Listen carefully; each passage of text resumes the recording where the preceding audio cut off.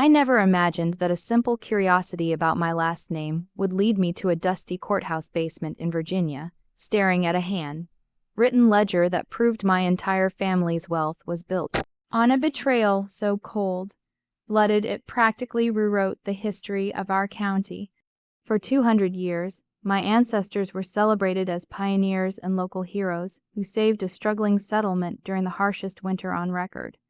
But the truth I found buried under 2 centuries of silence tells a much darker story of a stolen map, a murdered partner, and a legacy forged in blood rather than bravery. I am sitting here today with the original journals in my lap, knowing that if I release this information, the town monuments will have to be torn down and my living relatives will lose everything they've worked for. But if I stay silent, I am just another link in a chain of liars. Was I wrong to dig this deep into a past that everyone else wanted to forget? Or would you have done exactly what I did and burned down the family myth to let the truth finally breathe? I need you to stay with me through every detail of this journey, because what I'm about to tell you isn't just a story about genealogy. It's a warning about how far people will go to protect a name. And I truly need to know if you think I'm a hero for finding the truth or a villain for destroying a legacy. It all started quite innocently about 6 months ago when my Aunt Sarah passed away and left me a trunk full of old, unlabeled photographs and a few skeleton keys that didn't seem to fit any door in her modern house. My name is Eleanor, and I've always been the unofficial historian of the family, the one who remembers everyone's birthday and keeps the physical copies of birth certificates in a fireproof safe.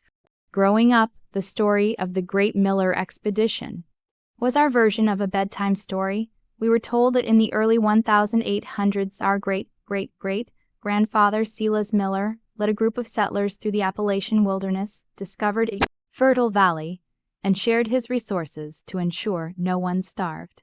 This narrative was the bedrock of our identity, giving my father and uncles a sense of unearned nobility that influenced everything from their business dealings to how they treated the newcomers in town. But as I started sorting through Aunt Sarah's trunk, I found a small leather-bound diary that didn't belong to Silas Miller. It belonged to a man named Elias Thorne, a name I had never heard in my life, and the first entry was dated April 12, 1822. The handwriting was frantic and cramped, describing a partnership between Elias and Silas to survey the very land our family now owns. As I read further, I realized Elias wasn't just a partner. He was the one who had spent years mapping the terrain and had the legal claim to the mineral rights that eventually made the Millers millionaires. The more I researched, the more the heroic Silas Miller started to look like a shadow. I spent weeks in the National Archives and traveled to small, forgotten towns in the backwoods of Virginia, piecing together a timeline that the local history books had conveniently omitted. I found census records where Elias Thorne was listed as the head of the expedition, with Silas Miller merely listed as a hired guide and laborer.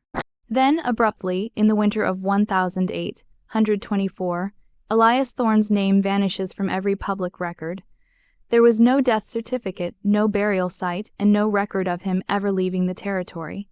Meanwhile, in early 1825, Silas Miller suddenly appeared at the land office with a deed signed with Elias's mark, an X. Even though Elias's diary proved he was a literate, well-educated man, always signed his full name in elegant script, my heart hammered against my ribs as the realization set in.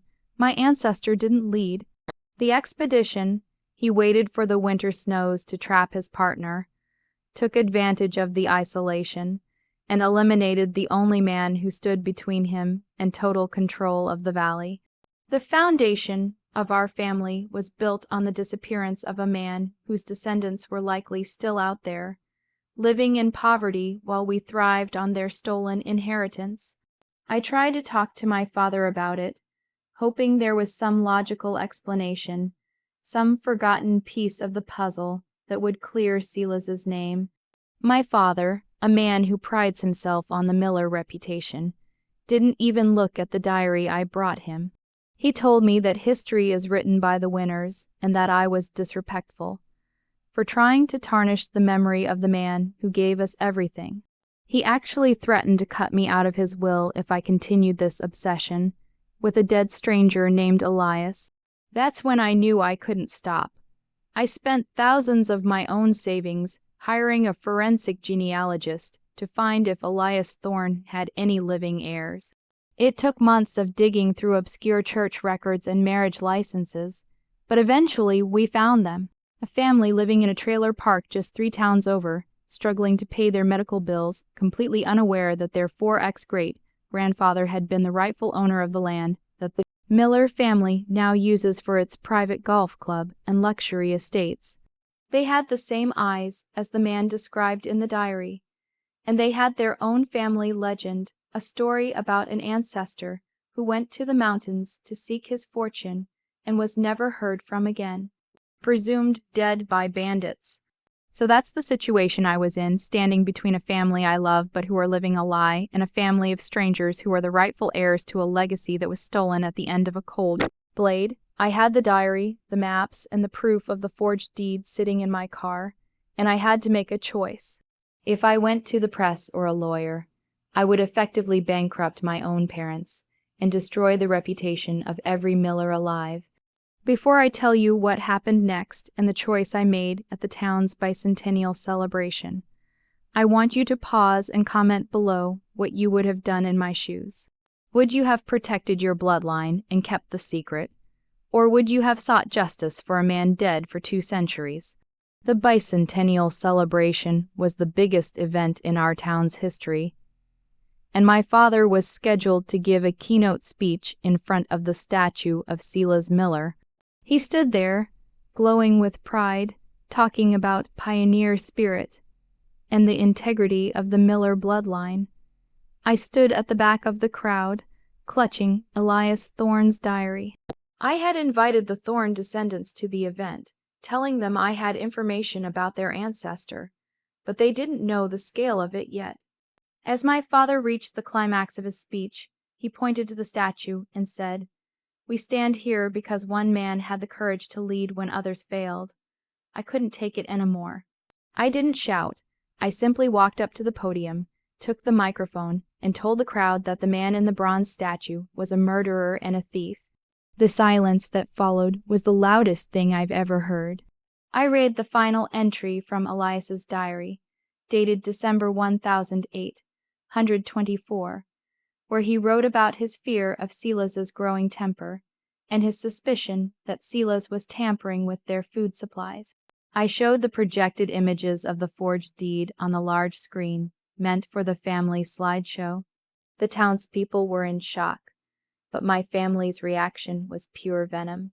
My uncles tried to pull me off the stage, but the Thorne family had stepped forward, realizing finally what had happened to their lost relative.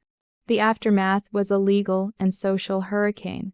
The Thorne family filed a massive civil suit for the restoration of the mineral rights, and because the evidence was so overwhelming, including the discovery of remains near the old Miller cabin that matched the description of Elias, the court actually ruled in their favor. My family was forced to sell off the main estate and the business to settle the claims. My father hasn't spoken a word to me since that day, and my cousins have blocked me on every platform, calling me a traitor to my own blood. The town changed too. The statue of Silas was removed and replaced with a simple plaque honoring the true surveyors of the valley, listing Elias Thorne first. I live in a small apartment now, far away from the luxury I grew up in, and I work a regular job, but for the first time in my life, I don't feel like I'm wearing a mask. I helped the Thornes establish a scholarship fund with their settlement, ensuring that the legacy stolen from Elias would finally go toward helping others rather than padding the pockets of liars. I realized through all of this that our family tree isn't just a list of names, it's a living record of our choices. You can't build a healthy tree on poisoned soil, and Silas Miller had poisoned our soil from the very first day. I chose to be the one who cut down the rotten branches so that something honest could grow. It cost me my family, my inheritance, and my standing in the community. But I can look at myself in the mirror and know that Elias Thorne is finally at rest. If you think I did the right thing by choosing justice over my own family's comfort, please like this video. It's been a lonely road, and knowing there are people out there who value the truth helps more than you know. Subscribe to Family Tiles Chronicle for more stories where we uncover the hidden truths that history tried to bury. Share your final thoughts on this whole mess in the comments section. Did I betray my family, or did I save my soul? I'll see you all in the next story.